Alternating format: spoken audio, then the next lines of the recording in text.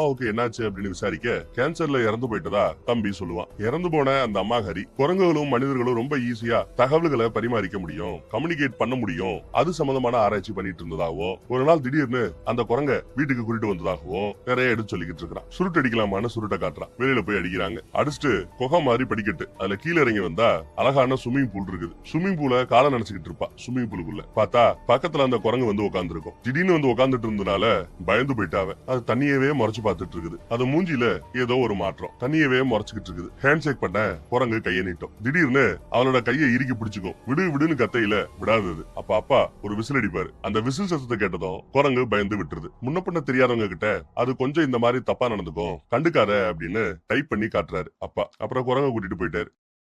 குரங்க அதோட கூண்டுகளுக்குள்ள அடைக்கிறாரு. அப்பதான் அதுக்கு ஏதோ லைட்டா அடிபட்டு இருக்கிறத கவனிக்கிறாப்ல. தொட்டதும் ரொம்ப வலிக்கும். கூண்டு லாக் பண்ணி திறக்க முடியாதபடி ஒரு பூட்டையும் போட்டுட்டு கிளம்பிடுறாரு. அடுத்த நாள் காலையில விடிஞ்சாச்சு. ஏதோ ஒரு பேகுக்குள்ள கீரி பிள்ளையா